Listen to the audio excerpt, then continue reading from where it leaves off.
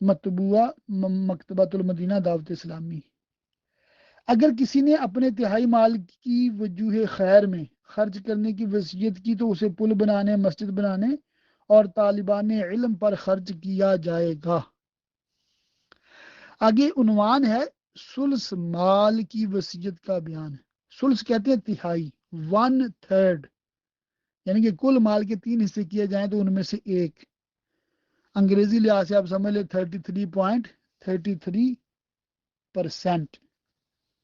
وصیت ثلث مال کی یا زیادہ یا کم کی، ورثاء نے اس کی اجازت دی یا نہ دی، یا بعض نے اجازت دی بعض نے نہ دی، بیٹی یا بیٹے کے حصے کے برابر کی وصیت وغیرہ، اس کی مطلب کئی صورتیں بنتی ہیں۔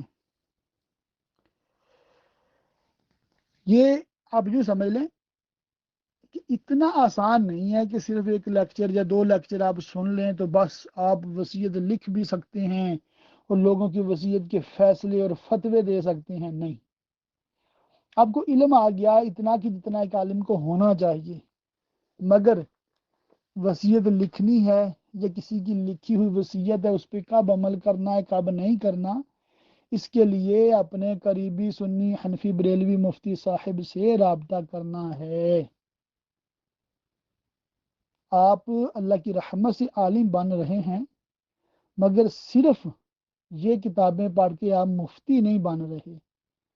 یہ میں نے بالکل دعویٰ نہیں کیا، بلکہ مجھ پر تو یہ بھی پریشر ہے کہ صرف اردو کتابیں پڑھ کر عالم کیسے بن سکتے ہیں، تو میں نے اس پہ دلائل دی ہیں اللہ کی رحمت سے، اور جو سمجھدار لوگ ہیں وہ سمجھ گئے ہیں کہ انشاءاللہ تعالی عالم کورس اردو کا جو نصاب ہے اتنا جاندار شاندار ہے کہ یہ خوب اچھے طریقے سے سمجھ کر پڑھنے والے ضرور عالم کا کم از کم درجہ پا لیں گے۔ عالم کا، اور وہ بھی کم از کم درجہ، یعنی کہ یہ کورس اتنا شارٹ ہے، اتنا محدود ہے، اس سے آپ اندازہ لگا لیں کہ ڈیلی کا آدھا گھنٹہ ہے اور وہ بھی 5 دن، جبکہ دینی مدارس میں ڈیلی کتنے گھنٹے پڑھتے ہیں؟ 5 گھنٹے، اور کتنے دن ہفتے میں؟ 6 دن۔ یعنی کہ آپ اور میں یہ عالم کورس کر رہے ہیں، زیادہ سے زیادہ ہفتے کے 3 گھنٹے دیتے ہیں، اور وہ دیتے ہیں ہفتے کے 30 گھنٹے۔ صرف صفر کا اضافہ نہیں ہے، 27 گھنٹوں کا ڈیفرنس ہے۔ مزید ہم نے صرف 2 سال دینے اور انہوں نے 8 سال، تو کتنا فرق ہوا؟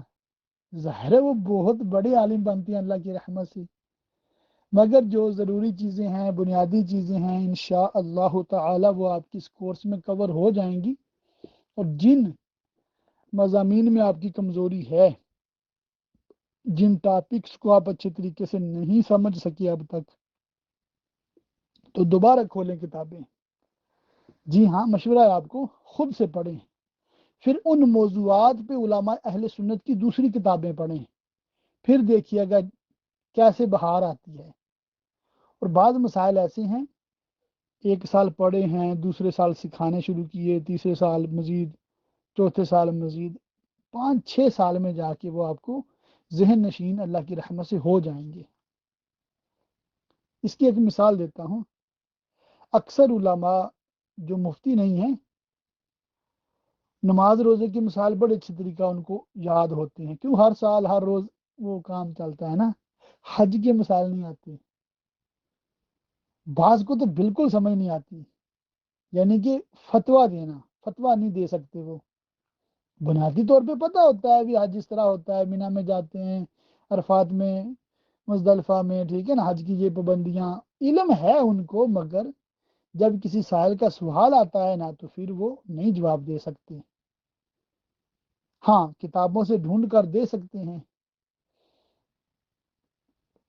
اور بعض میں تو اتنی بھی صلاحیت نہیں ہوتی، مگر جب اللہ کی رحمت سے حاجی بن جاتے ہیں تو وہی عالم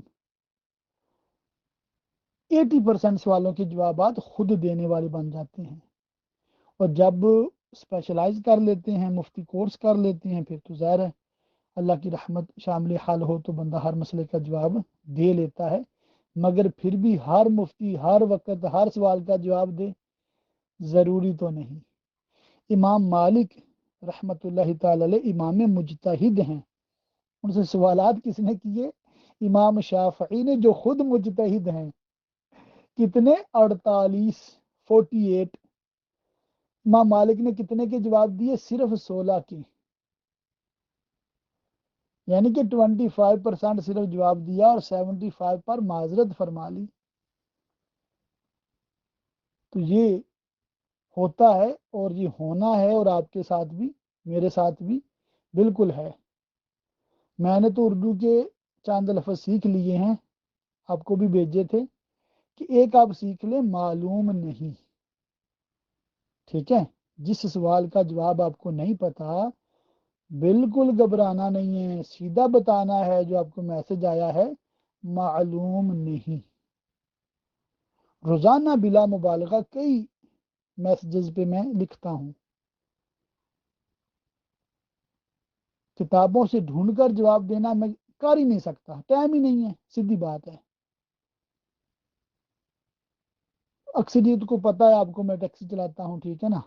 ٹیکسی میں میرے دماغ میں جتنے سوال کے جوابات ہوتے ہیں وہ دیتا رہتا ہوں، جن کا نہیں کتاب دیکھنی پڑے گی، کسی مفتی سے پوچھ کر جواب دینا پڑے گا۔ میں یہ بھی نہیں کرتا آج کل، سچی بات ہے، کیونکہ وہ مفتیان کرام بھی مصروف ہوتے ہیں، پھر وہ چاہتے ہیں کہ میں نہ سوال کروں بلکہ سائل خود ان سے سوال کرے، کہ انہوں نے مزید ان سے سوالات کرنے ہوتے ہیں جواب اور فتویٰ دینے سے پہلے۔ ان کی بات بھی درست ہے، تو وہ کہتے ہیں کہ آپ مڈل مین نہ بنے، ان کو ڈائریکٹ کہیں کہ سوال کریں۔ بالکل، تو یہ وجہ ہے کہ میں مطلب بعض آپ کے سوالات کے جوابات میں معذرت بھی کر لیتا ہوں، جب آپ کہتے ہیں کہ جواب ڈھونڈ کر دے دیں تو گئی معذرت، سمجھے بات؟ ہاں، ہزاروں خواہشیں ایسی کہ ہر خواہش پہ دم نکلے، بہت نکلے میرے ارماں پھر بھی کم نکلے۔ بڑی خواہش ہے میری کہ 24/7 ایسا دارالفتہ ہو، میری معلومات میں نہیں ہے ابھی تک دنیا میں کہیں بھی، اگر آپ کی معلومات میں ہے تو مجھے بتائیے گا، کہ جہاں پر کال کرے کوئی فوراً اٹینڈ ہو کال، ویٹنگ نہ کرنی پڑے، نمبر بیزی نہ ہو، اور اسی وقت جواب بھی مل جائے۔ اب اس کے لیے آپ سمجھ سکتے ہیں کہ کم از کم کوئی 10-12 علماء 24 گھنٹے بیٹھے ہوں، یعنی کہ 12 آئیں 8 گھنٹے کے لیے، 5 گھنٹے کے لیے، وہ جائیں اور اگلے 12 آ جائیں، وہ جائیں اگلے 12 آ جائیں، یعنی کہ ہفتے میں 7 دن پورا سال وہ دارالفتہ بند نہ ہو، اور کال پر بات کر سکے کوئی بھی خاتون کوئی بھی مرد 24/7 ایسی سروس ہو جائے، اللہ کرے، اے کاش اے کاش اے کاش اے کاش، تو یہ نہیں مزے کو مزہ آ جائے نا۔ تو بس کریں کیا، نصیب میں تو یہ نامرادی کے دن لکھے تھے، کہ ہمارے پاس نہ پڑھنے کا ٹائم ہے، نہ پڑھانے کا ٹائم ہے، نہ مسئلے سیکھنے کا ٹائم ہے، نہ سکھانے کا ٹائم ہے، دنیا کے پیچھے دوڑ لگی ہوئی ہے، دوڑ لگی ہوئی ہے۔ بس اللہ تعالیٰ معاف فرمائی۔ ہاں، بار کیا جتنا ہو سکتا ہے بذریعہ واٹس ایپ میسیجز کچھ نہ کچھ 2 4 10 12 سوالوں کے جوابات روزانہ ہو جاتے ہیں۔ اللہ پاک قبول فرمائے، مزید کی توفیق دے، آمین۔